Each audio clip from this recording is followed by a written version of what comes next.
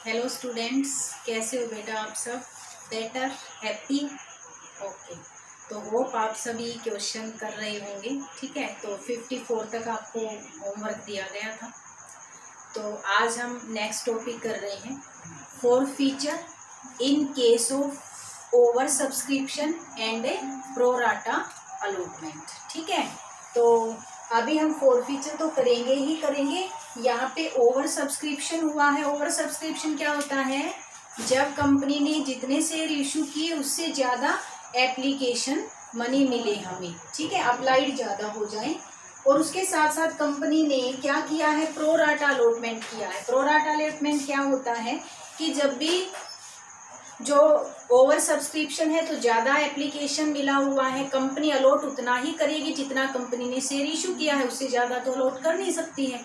ठीक है, तो अब कंपनी क्या करेगी? शेयर होल्डर को अलॉटमेंट प्रोराटा आनुपातिक रूप से अनुपात में दे देगी। मीन्स जितने उन्होंने मांगे हैं वो पूरे नहीं देगी, उनसे कम दे देगी किसी भी रेशो में। ठीक है, तो यहाँ पे मेन जो प्रॉब्लम आती है हमारी, ये आती है कि जो इन्होंने ज़्यादा शेयरों के लिए अप्लाइड किया है तो इनसे कुछ एक्सेस मनी हमें मिल जाती है। ठीक है, मेन यही प्रॉब्लम है कि इन्होंने ओवर सब्सक्रिप्शन की जो हमारा केस था उसमें प्रोराटा अलॉटमेंट जिनको हुआ है उनके शेयरों को अगर हम फॉरफिट कर रहे हैं तो उनसे जो कॉल उन्होंने नहीं दी, लेकिन स्टार्टिंग में उनसे कुछ एक्सेस मनी हमें मिल जाता है, तो उस एक्सेस मनी को एडजस्ट करेंगे। बस यही प्रॉब्लम है, बाकी सेम क्वेश्चन बाकियों की तरह है। ठीक है, तो एक क्वेश्चन लेके चलते हैं तो आप अच्छी तरह समझ पाओगे। तो क्वेश्चन में देखिए, बेस तैयार कर लेते हैं। सबसे पहले आपको बताया ही है, क्या साथ साथ क्वेश्चन पढ़ेंगे और साथ साथ इसका जो भी मेन पॉइंट है लिख लेंगे और उसके बेस पे हम फिर जर्नल एंट्री करेंगे। ठीक है, तो यहाँ हम साइड में लिख लेते हैं जो भी हमारा क्वेश्चन है।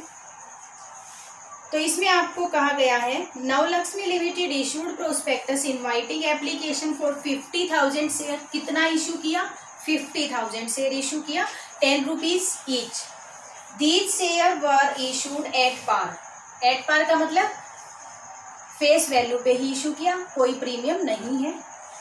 ऑन एप्लीकेशन, अब देखिए कंपनी किस तरह से 10 रुपीज को मंगवा रही है, हम यहाँ पे लिख देते हैं। 10 रुपीज को एप्लीकेशन पे कंपनी ने मंगवाया है, 3 अलॉटमेंट पे 4। उसके बाद कंपनी ने फर्स्ट कॉल पे 2 एंड फाइनल कॉल पे बैलेंस। यहाँ पे बैलेंस बोला है तो 10 रुपये का शेयर है। बताइए बैलेंस हुआ कितना? 4, 3, 4, 7 to 9, 9 रुपीज यहाँ तक हो गई है। 10 का शेयर है तो क्या 1 रुपीज की हो गई? यस। उसके बाद एप्लीकेशन वर रिसीव्ड 60,000 शेयर। अब कंपनी ने इशू तो 50,000 किए हैं, लेकिन कंपनी को अप्लाइड कितने, जब पब्लिक ने किया है 60,000 के लिए एप्लीकेशन रिसीव हो गया है। Allotment were made on the following basis. तो यहाँ पे हम कैटेगरी लिख लेते हैं। यहाँ पे 3 कैटेगरियों में कंपनी ने अलॉटमेंट किया है। तो फर्स्ट है इन्होंने two applicants for 10,000 share in full. इसका मतलब जिन्होंने 10,000 के लिए अप्लाइड किया था, यहाँ हम लिख लेते हैं अप्लाइड और यहाँ लिख लेते हैं अलॉट। जिन्होंने 10,000 के लिए अप्लाइड किया था, कंपनी ने उन्होंने फुल दे दिया। फुल का मतलब क्या? यहाँ मैं 10,000 लिख दूं। यस। सेकंड कैटेगरी, जो एप्लीकेंट्स 20,000 शेयरों के लिए थे, कंपनी ने उन्हें अलॉट किया है 15,000 शेयर। और थर्ड कैटेगरी है 30,000 शेयर, जिन्होंने अप्लाइड किया था उनको कंपनी ने इशू किया है 25,000 शेयर। टोटल अप्लाइड होना चाहिए हमारा 60,000 और अलॉट होना चाहिए 50,000 टोटल। ठीक है, अब हमारा आता है, अब ये बताइए इस तीनों कैटेगरियों को देख के प्रोराटा किस कैटेगरी में है? प्रोराटा तो तब होता है ना जब अप्लाइड ज़्यादा के लिए किया हो और अलॉट कम हुआ हो। तो यहाँ पे सेकंड और थर्ड कैटेगरी पे प्रोराटा अलॉटमेंट हुआ है, लेकिन रेशियो अलग अलग है दोनों में। प्रोराटा अलॉटमेंट की रेशियो अलग अलग है। ठीक है, तो आप देखते हैं आगे क्वेश्चन में क्या कहा गया है। All excess amount paid on application adjusted against amount due on allotment. केवल अलॉटमेंट तक एक्सेस मनी हम ट्रांसफर करेंगे, अगर अलॉटमेंट से भी ज़्यादा हमें रिसीव हो गई है तो उनको वापस कर देंगे। कॉल्स तक नहीं पहुंचाना है हमें एक्सेस मनी। उसके बाद है share were fully called and paid except the amount of allotment first call final call not paid by those who applied for 2000 share of the group applying for 20,000 share। 20,000 share applied इस category से है, इसका मतलब ये जो share holder है second category से है, ठीक है। इसने ना तो अलॉटमेंट दिया, ना फर्स्ट कॉल दी, ना फाइनल कॉल दी। इन्होंने लिखा है who applied for 2000 share, applied for 2000 share, ठीक है। अब हम ये देखें इन्हें मिले कितने हैं, कंपनी ने अलॉट कितने किए हैं, ठीक है। हमें तो वही शेयर फॉर फीचर करने हैं ना, इसने 2000 के लिए तो केवल अप्लाइड ही किया है। अब कंपनी ने अलॉट कितने किए ये आपको निकालना है। It is very important point, ठीक है। कई बार क्वेश्चन में अप्लाइड देता है, कई बार क्वेश्चन में सीधा अलॉट दे देता है कि जिसको इतने शेयर मिले हैं, तो हम ये निकाल लेंगे। उसके बाद क्या कहते हैं, all the share on which call were not paid were forfeited by the board of directors. तो कितने शेयर थे शेयर होल्डर के पास, अभी निकालेंगे। सारे शेयरों को कंपनी ने क्या कर लिया, फॉरफिट कर लिया है। 1000 शेयरों को री इशू किया है, री इशू 1000 शेयर। और कैसे री इशू किया है, as fully paid up on receipt of 8 rupees per share. 8 rupees per share में कर दिया भाई, 8 rupees per share fully paid up मानते हुए। तो यहाँ पे 2 रुपये क्या है, यहाँ पे 2 रुपये तो डिस्काउंट दे दी कंपनी ने, फॉर फीचर से हम इसे राइट ऑफ करेंगे, ठीक है। तो अब हमें जर्नल एंट्री करनी है। तो देखिए एक बार क्वेश्चन का बेस हमने तैयार कर लिया। अब हम सीधा क्वेश्चन करते हैं, ठीक है। जर्नल एंट्री करेंगे तो बीच में लाइन लगा लेते हैं ताकि पूरे क्वेश्चन की जर्नल एंट्री हमारी यही हो जाए, ठीक है। तो फर्स्ट है हमारा एप्लीकेशन मनी जब रिसीव करते हैं ओवर सब्सक्रिप्शन के केस में, जो ओवर सब्सक्रिप्शन हमारे जितना टोटल अप्लाइड हुआ है फर्स्ट वाली एंट्री उतने शेयरों से करते हैं। तो 60,000 पे एप्लीकेशन मनी 3 रुपीज हमें मिल गए हैं। फर्स्ट है हमारा बैंक अकाउंट डेबिट, अमाउंट कितना है हमारा 60,000 शेयरों पे application money 1,80,000 to share application account 1,80,000, ठीक है, for amount received on application. उसके बाद जो हमारी सेकेंड एंट्री है, एप्लीकेशन मनी को ट्रांसफर कर रहे हैं share application account debit 1,80,000 to share capital. अब बताइए शेयर कैपिटल में कितना ट्रांसफर करें। शेयर कैपिटल में तो हम जितना कंपनी ने इशू किया है उस पे एप्लीकेशन मनी, तो 50,000 शेयरों पे 3 रुपीज, कितना होगा 50 पे 3 रुपीज, 1,50,000 शेयर, ठीक है। तो जो एक्सेस मनी है, ठीक है, वो हमें अलॉटमेंट तक ट्रांसफर करना है। अब ध्यान दीजिए एक्सेस मनी तो वहां होती है जहां प्रोराटा अलॉटमेंट हो, और यहाँ पे हमारे पास 2 कैटेगरी है प्रोराटा की, ठीक है। तो देखिए हम कितना अमाउंट ट्रांसफर करेंगे। यहाँ सबसे पहले फर्स्ट कैटेगरी का लेते हैं। पहले भी आपको बताया है कि एक्सेस मनी को ट्रांसफर करने से पहले हम ये देख लेते हैं कि उनका अलॉटमेंट मनी बनता कितना है। कई बार क्या होता है कि एप्लीकेशन पे इतना ज़्यादा एक्सेस मनी मिल जाता है कि अलॉटमेंट तो पूरा हो ही जाता है, फिर भी एक्सेस मनी बचा। तो अगर फिर भी बचेगा तो हम उसे यहीं पे टू बैंक कर देंगे, वापस कर देंगे। तो पहले देख लेते हैं। यहाँ पे सबसे पहले एक्सेस मनी बताइए कितने शेयरों पे, 5,000 शेयरों पे 3 रुपीज हमें एक्सेस मनी मिला। ये एक्सेस मनी है, ठीक है। अब देखते हैं 15,000 किनको अलॉटमेंट पे देना कितना है। इनको अलॉटमेंट पे देना है, जितने अलॉट हुए इनको 15,000, जितना अलॉटमेंट है 4 रुपीज़, कितना देना है इनको 60,000। तो क्या एक्सेस मनी हम इसका सारा का सारा ट्रांसफ़र कर दें? यस, इस कैटेगरी पे 60,000 तक का अमाउंट हम अलॉटमेंट पे ट्रांसफ़र कर सकते हैं, 60,000 तक। और हमारा एक्सेस तो 15,000 है, तो हम सारा का सारा ट्रांसफ़र कर रहे हैं अलॉटमेंट पे। तो हमें पता चल गया कि सेकंड कैटेगरी से तो 15,000 एक्सेस मनी है, अलॉटमेंट पे गया। ठीक है, थर्ड कैटेगरी में देखिए कितने शेयर हैं, 5,000 एक्सेस। एप्लीकेशन मनी, यहाँ एप्लीकेशन ध्यान दीजिए, मिली हमें एप्लीकेशन है। एंड सेम हेयर, यहाँ पे भी 15,000 हमें ज़्यादा मिले हैं। इनको देना कितना है? ज़्यादा ही देना है इनको।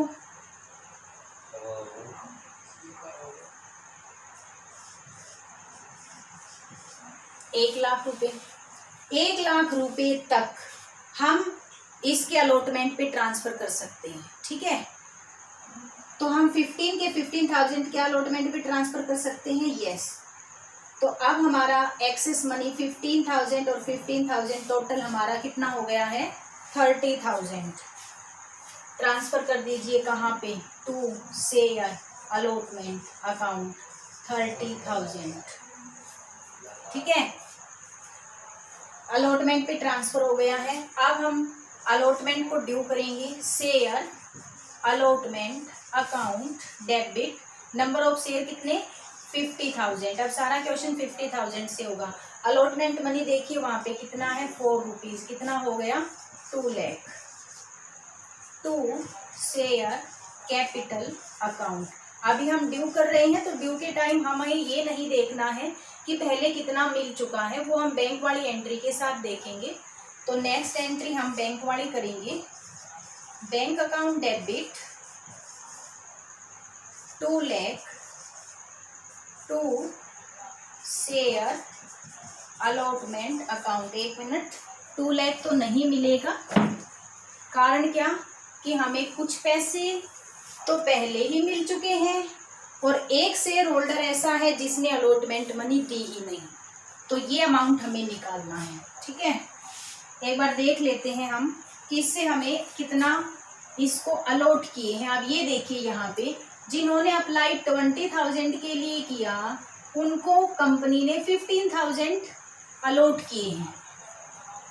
जो हमारी इक्वेशन हम उससे भी निकाल सकते हैं कि इफ जो अप्लाइड है 20,000 देन अलॉटमेंट कितना? 15,000। If applied 1 then allotment 15,000 upon 20,000 and if applied 2,000 then allot कितना? 15,000 अपॉन 20,000 इंटू 2,000। तो देखिए ये कितना हो गया? 1,500। कितना आ गया? 1,500। ठीक है, हमने निकाल लिया है कि इस शेयर होल्डर ने 2,000 के लिए एप्लीकेशन मनी जरूर दी थी, लेकिन कंपनी ने इसको केवल 15,000 शेयर ही इशू किए। ठीक है, क्या इससे कोई एक्सेस मनी मिला एप्लीकेशन के टाइम? बिल्कुल मिला।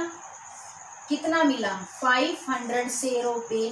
ध्यान दें, एप्लीकेशन मनी एक्सेस मिली है, ये याद रखना है आपको। 1,500 हमें इससे एक्सेस मिल गए, जो हमने इसके अलॉटमेंट पर ट्रांसफ़र कर दिए। 1,500 जो हमें एक्सेस मिले थे एप्लीकेशन के टाइम। ठीक है, और इसने अलॉटमेंट मनी नहीं दिया। अब हम अलॉटमेंट की बैंक वाली एंट्री कर रहे हैं, तो देखते हैं इसका अलॉटमेंट बन कितना रहा था। तो बताइए, अलॉटमेंट 2,000 शेयरों पे देगा या 1,500 शेयरों पे? भाई 1,500 शेयरों पे देगा, क्योंकि कंपनी ने शेयर तो इसे 1,500 ही दिए हैं, तो कॉल भी 1,500 पे ही देगा। तो भाई इसका अलॉटमेंट 1,500 पे, जो अलॉटमेंट मनी है 4 रुपीज़, तो ये बन गया आपका 6,000। अलॉटमेंट के टाइम इसने कोई मनी नहीं दिया, लेकिन एप्लीकेशन के टाइम इसका कुछ एक्सेस मनी तो मिला हुआ है। ठीक है, तो क्या हम इसमें से लेस कर दें? बिल्कुल कर दें। कितना बचा? 4,500। अब इसे कितना देना चाहिए था, अलॉटमेंट पे इसे 4500 देना चाहिए था। इसका अलॉटमेंट 6000 का बन रहा है, लेकिन 1500 इससे हमें एप्लीकेशन के टाइम एक्सेस में रिसीव हो गए, वो हमने ट्रांसफ़र कर दिया अलॉटमेंट पे। तो अब इसका जो एरियर है वो 4500 है। ये मेन पॉइंट है ओवर सब्सक्रिप्शन और प्रो राटा अलॉटमेंट में, ये वाला नया पॉइंट है आपको। ठीक है, होप समझ आया होगा।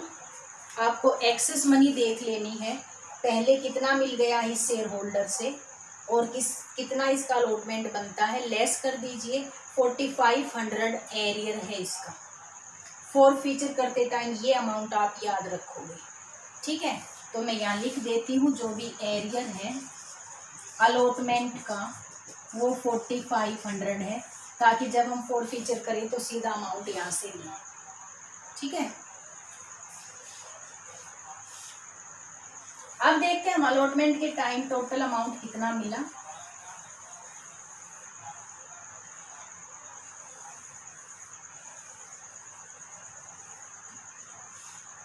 टू लाख मिलना था। इस 2 लाख में से यहाँ पे देखिए 30,000 हमें पहले ही मिल चुका है। इस 30,000 में इस शेयर होल्डर के 1500 रुपये भी ऑलरेडी शामिल हैं। ये टोटल अमाउंट है 30,000। इस शेयर होल्डर का जो 1500 एक्सेस मिला था ऑलरेडी इसमें शामिल है, तो दोबारा उसे लेस ना करें। तो लेस कर दीजिए 1,70,000 प्लस 4500 नहीं मिले हमें, 4500 हमें नहीं मिले। कितना बचा, 1,65,500। ठीक है, 1,65,500 टू अलॉटमेंट 165,500 अलॉटमेंट का हो गया हमारा। अब हम चलते हैं फर्स्ट कॉल कितने अमाउंट की है, ₹2 share 50,000 share first call account debit कितना है 50,000 तो पे ₹2 1 lakh to share capital account 1 lakh. Next entry है आपकी शेयर बैंक अकाउंट डेबिट करेंगे। अब एक बार कर लेते हैं कि एक शेयर होल्डर जिसके पास 1500 शेयर थे, कॉल पे तो कोई एक्सेस मनी ट्रांसफर हुई ही नहीं, तो पूरा का पूरा एरियर ही होगा। तो भाई 1500 पे इसने ₹2 की कॉल नहीं दी, जो कि बनते हैं 3000 कॉल्स इन एरियर हैं। तो 1 लाख पे 3000 नहीं मिले, तो बताइए मिले कितने। बैंक अकाउंट डेबिट बताइए कितने मिले, 97,000 मिले, 3000 नहीं मिले। तो calls in arrear account debit 3000 जो ये शेयर होल्डर था इसने फर्स्ट कॉल भी नहीं दी। 1500 शेयर हैं, ₹2 हैं, तो 3000 calls in arrear to share first call 1 lakh. ठीक है, अब हम यहाँ पे करेंगे जो हमारी फाइनल कॉल है। ठीक है, अभी बेटा आपको सभी जर्नल का परफॉर्मा सभी को अच्छी तरह से आता है, सभी एंट्री आपको जर्नल के परफॉर्मे में करनी है। ठीक है, यहाँ पे स्पेस थोड़ा सा कम है, इस वजह से हमें दिक्कत हो रही है थोड़ी सी। अभी मैं यहाँ तो बना ही देती हूँ। ठीक है, सभी जर्नल एंट्री आपको परफॉर्मे के अंदर करनी है। फाइनल कॉल ड्यू करते हैं भाई। फाइनल कॉल जो हमारी है ड्यू कीजिए share final call account debit 50,000 पे ₹1 कितना हो गया, 50,000 share 50,000 rupees to share capital account 50,000। ठीक है, अब हमारा आता है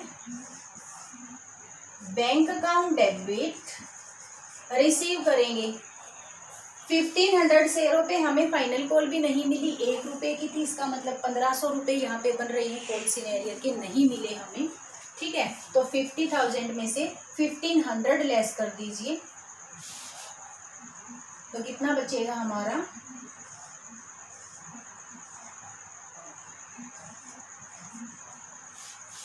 कॉल सिनेरियर, डेबिट कितना 1500 टू शेयर फाइनल कॉल कितना 50,000। ठीक है, अब हम फॉरफीचर करेंगे। फॉरफीचर तो 1500 शेयरों का हुआ है, लेकिन री इशू केवल 1000 शेयरों का हुआ है, ध्यान रखना इसको। तो ये भी पॉइंट आ गया हमारा, तो यहाँ से हम कैपिटल रिजर्व का भी अच्छी तरह कर पाएंगे। तो सबसे पहले तो 1500 शेयरों को फॉरफिट करेंगे। तो फॉरफिट की एंट्री है हमारी शेयर कैपिटल अकाउंट डेबिट, कितने शेयर 1500, कोल्ड अप मनी कितनी है, पूरा ही तो कोल्ड अप कर लिया कंपनी ने 10 रुपीज, कितना हुआ 15,000। क्या क्या नहीं मिला इससे, देखिए अलॉटमेंट नहीं मिला, हमने लिख लिया था, एरियर है अलॉटमेंट पे 4500, तो सीधा लिखिए share allotment account 4500 to call in arrear. Call in arrear देखिए फर्स्ट कॉल पे तो 3000 है और सेकंड फाइनल कॉल पे 1500 है।